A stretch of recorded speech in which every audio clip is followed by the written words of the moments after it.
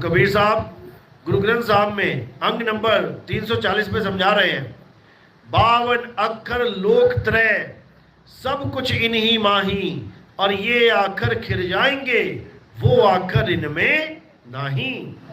यानी वो आदि अक्षर, वो परमात्मा का सच्चा नाम इन 52 अक्षरों में नहीं आता। 52 अक्षरों में आने वाले सारे नाम ये खिर जाएंगे, खत्म हो जाएंगे, लेकिन जो आदि नाम है वो कभी खत्म नहीं होगा। उसी का भेद जानना है, बस उसी का भेद बताने के लिए कबीर साहब इस संसार में आते हैं, इस जगत में आते हैं। अन्यथा उन्हें आने की कोई जरूरत ही नहीं है। अगर कहो कि कबीर साहब नाम जपवाने आते हैं तो बिल्कुल नहीं। कबीर साहब के आने से पहले राम जी का नाम चल रहा था, कबीर साहब के आने से पहले कृष्ण जी का नाम चल रहा था, कबीर साहब के आने से पहले भगवानों के बहुत सारे मंत्र चल रहे थे, बहुत सारे नाम चल रहे थे, अल्लाह भी चल रहा था। तो कबीर साहब के आने का मकसद ये नहीं था कि तुम्हें राम राम अल्लाह अल्लाह जपवाना है, बल्कि कबीर साहब के आने का मकसद था कि राम राम अल्लाह अल्लाह छुड़वाना है और तत्व ज्ञान करवाना है। यानी अल्लाह कहते किसे हैं, अल्लाह विराजमान कहाँ है उसको जानो, अल्लाह से कनेक्ट कैसे होना है उसको जानो। बाबा आदम अल्लाह के साथ बात करे, बाबा मूसा अल्लाह के साथ बात किए, हम अल्लाह के साथ बात क्यों नहीं कर पा रहे हैं, हमें ये जानना पड़ेगा। नबियों ने अल्लाह से बातें करी, हम क्यों नहीं कर पा रहे, क्या कमी रह गई है, हमें ये जानना पड़ेगा। हम भगवान से बात क्यों नहीं कर पा रहे हैं। नानक साहब, रविदास जी महाराज, सबने परमात्मा से बात करी, परमात्मा से मिले, परमात्मा का बोध किया। हम क्यों नहीं कर पा रहे हैं उनसे बात, हम क्यों नहीं बोध कर पा रहे हैं, हमें इसको जानना पड़ेगा।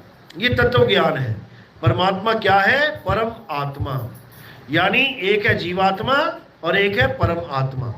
ये आत्मा ही तत्व है, इसी तत्व को जानना है। कौन जानेगा, जीवात्मा जानेगा किसको, परमात्मा को। बस इतना ही समझना है।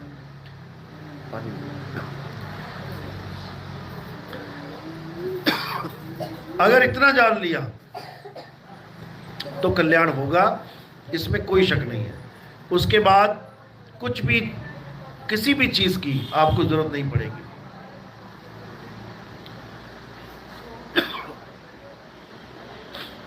कोई नाम जाप नहीं, कोई हवन यज्ञ नहीं, कोई पूजा पाठ नहीं, धर्म के नाम पे कोई भी कर्मकांड नहीं। आप गीता पढ़िए, गीता में बिल्कुल स्पष्ट बताया गया, अध्याय 3, 12, 13, 14, 15, 16, ये आप पढ़ेंगे आपको बिल्कुल स्पष्ट समझ में आएगा।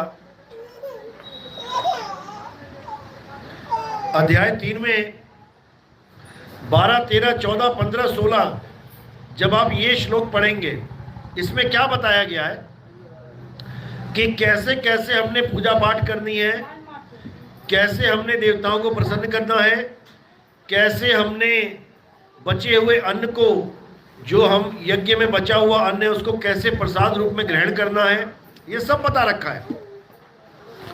12, 13, 14, 15, 16 में बिल्कुल पूजा पाठ की विधि बता रखी है, वेदों के अनुसार कैसे क्या करना है, हवन करना है, ये सब बता दिया। लेकिन 17वें में क्या बोल दिया, किंतु। किंतु, किंतु का मतलब लेकिन, यानी ये सब करो, ये सब कर्म कांड है, कर लो, कोई बात नहीं, लेकिन किंतु जो अपनी आत्मा में रमण करते हैं, जो अपनी आत्मा में तृप्त हैं, जो अपनी आत्मा में संतुष्ट हैं, उनके लिए कोई धार्मिक कर्म कर्तव्य लागू नहीं होता, जो मैंने पहले बता दिया है, बिल्कुल क्लियर। यानी कोई पूजा नहीं करनी, कोई पाठ नहीं करना, कोई हवन नहीं करना, कोई यज्ञ नहीं करना, कुछ भी नहीं करना, कुछ भी कुछ भी कुछ भी नहीं करना है। क्या करना है, केवल एक काम करना है, अगर समझ में आ जाए तो अच्छी बात है, नहीं तो बार बार इस जन्म मरण में आना पड़ेगा। तो क्या है वो, आत्मा में रमण करना है। अर्जुन, जो अपनी आत्मा में रमण करते हैं, जो अपनी आत्मा में तृप्त हैं, जो अपनी आत्मा में संतुष्ट हैं, उनके लिए कोई धार्मिक कर्म कर्तव्य लागू ही नहीं होता, कुछ करने की जरूरत नहीं है उसको, बस इतना समझ लो। लेकिन अब ये ज्ञान ले तो ले कहां से? भागवत करवाने वाले आते हैं, 7-7 दिन भागवत करवाते हैं, जय कृष्णा हरे कृष्णा करवा के पत्थर की मूर्ति पुजवा के चले जाते हैं। ये आत्मा का ज्ञान कहां से मिले? पूछो कभी उनसे कि आत्मा में रमण करें तो कैसे करें? अपनी जान बचा के भागते नजर आएंगे सब, एक के पास भी जवाब नहीं होगा। सारी मंडली पूछे कि आपको यहां लाखों रुपया दे के हम बुलवाया आपको, और गीता कह रही है कि जो अपनी आत्मा में रमण करता है उसके लिए कोई कर्म कर्तव्य नहीं है, तो बताओ हमें कैसे करेंगे? भाग जाएंगे वो छोड़ के स्टेज, लेकिन बता नहीं सकते। क्यों? क्योंकि आत्मा का उनको ज्ञान ही नहीं है। वो केवल कथावाचक हैं। कृष्ण जी ने ऐसा किया, कृष्ण जी ने वैसा किया, राम जी ने ऐसा किया, राम जी ने वैसा किया। अरे भाई, ये बातें हमारे दादा परदादा अकड़दादा लकड़दादा सब जानते हैं। ये सब जानते हैं कि राम जी ने क्या किया, कृष्ण जी ने क्या किया। हमें ये बता कि आत्मा में रमण कैसे होगा, जिससे हमारा जन्म मरण खत्म होगा, हमारे जीव का कल्याण होगा। लाखों रुपए ले जाओ तुम भगवान राम के नाम पे, जो जंगल में नंगे पैर पता नहीं कैसे कैसे जीवन काट के गए, 14 साल उन्होंने जंगल में बेचारे बिताए। उनकी कहानियां सुना सुना के तुम 50-50 करोड़ की गाड़ियों में घूम रहे हो। बताओ, जो अपना रथ भी छोड़ गए अयोध्या में, पैदल चले गए जंगल में, उनकी कहानी सुना के तुम बड़े बड़े चार्टर्ड प्लेनों में घूम रहे हो। अपने प्लेन उठा लिए तुमने, बना लिए। बताओ, ये सब अज्ञान है, ये सब माया है। भगवान के नाम पे माया इकट्ठी करना तो आसान है, लेकिन इसको कोई हजम नहीं कर सकता, क्योंकि भगवान के नाम की है। तुम कह लो किसी को कि मालिक के नाम पे दे दो, जब मालिक के नाम पे दिया जाता है तो किसका होता है? वो मालिक का ही होता है। तुम मालिक का पैसा हजम कर जाओगे, तुम्हारा पाचन तंत्र इतना मजबूत नहीं है भाई। इसीलिए कबीर साहब ने बोला, भगत के अन्न में बड़े बड़े दांत हैं, भजेगा तो पचेगा, नहीं तो फाड़ देते आंत हैं। भजेगा यानी भजन करेगा। किसका भजन करेगा? आत्मा का भजन करेगा, आत्म देव का चिंतन करेगा, तब कल्याण होगा, तब जाके तुम्हारा जन्म मरण का खेल खत्म होगा। नहीं तो मेरे भाई, ये बार बार 84 का फंदा बार बार गले में डलना ही है, बच नहीं सकता कोई भी। इसलिए कबीर साहब बार बार यही समझा रहे हैं कि आत्मज्ञान बिना नर भटके, कभी काबा कभी काशी, और जल में मीन प्यासी, मोहे देखत आवे हासी। यानी इस दुनिया में जो भी भगवान के नाम पे, अल्लाह के नाम पे, वाहिगुरु के नाम पे जो भटक रहे हैं, वो कभी भी परमात्मा को नहीं पा सकते जब तक उनको आत्म ज्ञान देने वाला कोई गुरु नहीं मिल गया, जब तक उनको आत्मा का भेद समझाने वाला कोई गुरु नहीं मिल गया, तब तक किसी का कल्याण नहीं हो सकता। अच्छे से समझ लो ये बात। आत्मा के अलावा और कोई रास्ता नहीं है इस दुनिया से निकलने का। आत्म ज्ञान के अलावा और कोई रास्ता नहीं है। इसी को गीता में समझाया गया कि हे अर्जुन, जो आत्मा को जान जाते हैं, जो आत्मा को पहचान जाते हैं, वो सहज ही मेरी माया को लांघ जाते हैं। माया क्या है? ये जगत ही माया है, ये संसार माया है, ये काया माया है। इस काया को लांघने का मतलब क्या है? तुम्हें आत्म तत्व का ज्ञान हो जाना। यानी काया से अब मोह भंग हो जाएगा, संसार से मोह भंग हो जाएगा। जितने दिन रहना है ठीक है, रहो, लेकिन जब जाओगे बिल्कुल उसी तरह इस काया को छोड़ दोगे जैसे बस में जाते हो। तुम टिकट ले ली, बस में बैठ गए, अब जब अपने घर तक पहुंचने वाले होते हो, तैयारी कर लेते हो, उसी वक्त उठा रहे अटैची, उठा रहे सामान, पता लगने वाला है कि आने वाला है, और जैसे स्टैंड आ गया उसी वक्त और जल्दी करते हो उतरने की, जल्दी जल्दी जल्दी जल्दी। यानी बस से मोह तुम्हारा भंग हो जाता है। अब जो बस की सीट के लिए तुम लड़ रहे थे, मैं इधर बैठूंगा उधर बैठूंगा, अब तुम उसको छोड़ने के लिए तैयार हो। समझो, अब तुम्हें पता है कि बस में बैठना खतरे से खाली नहीं है, मैं अपने घर से और आगे निकल जाऊंगा, वापस आना पड़ेगा पैदल। तो अगर कोई रास्ते में खड़ा होगा तुम उसको कहने लगा, भैया हट जा, मैंने उतरना है। यानी बस से मोह भंग हो जाएगा और अपने घर से प्रेम हो जाएगा, तभी तो उतर रहे हो। अगर मोह बस से हो जाए तो कोई उतरे ही ना। इसी प्रकार ये बस है, इस बस से मोह हो गया है, और जब इस बस से मोह हो जाता है और स्टेशन आ जाता है, फिर भी नहीं उतरने को तैयार होता, फिर भी कहता है डॉक्टर साहब मुझे बचा लो, भैया मुझे बचा लो, पापा मुझे बचा लो। क्यों? क्योंकि बस से मोह हो गया है। अब इस बस से मोह कैसे भंग होगा? जब तुम्हें अपने असली स्वरूप का ज्ञान होगा, जब तुम्हें अपने असली धाम का ज्ञान होगा, अपने निज घर का ध्यान होगा, तब ये बस अपने आप छूट जाएगी। इसी को कबीर साहब समझा रहे हैं। जल में मीन प्यासी, मोहे देखत आवे हासी, आत्म ज्ञान बिना नर भटके, कभी काबा कभी काशी। यानी आत्मा का ज्ञान ना होने के कारण हिंदू काशी में भटक रहा है, मुसलमान भाई काबा में जा रहा है। कारण क्या है?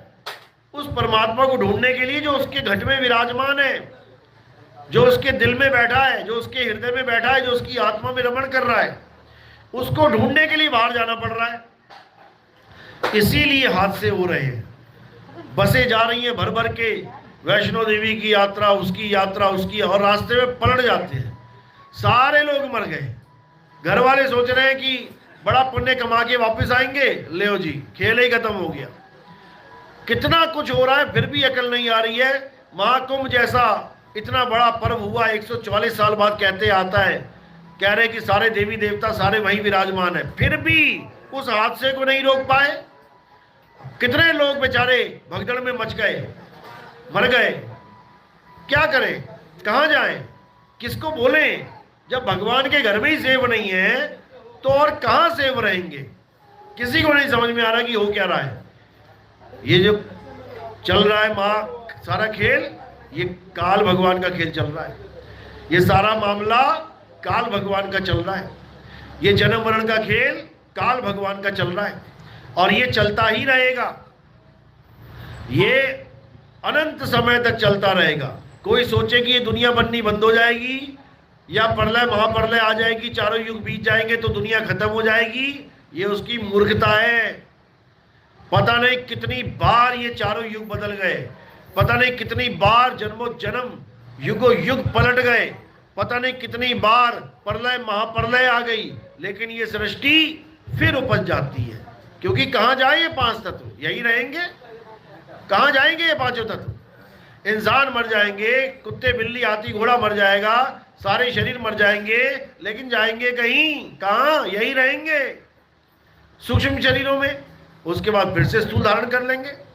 तो ये मामला तो चलता रहेगा। कोई गलतफहमी में ना रहे कि ये दुनिया खत्म हो जाएगी। ये कभी ना खत्म होती, कभी ना खत्म होती है। ग्रंथों तक में इसका बारे में बता रखा है कि 40-40 दिन बरसातें हुई, फिर भी ना खत्म हुई, तो कैसे होगी? ये दुनिया कभी खत्म नहीं होगी। तुम्हें हमेशा कोई ना कोई रूल अदा करना ही पड़ेगा इस दुनिया में।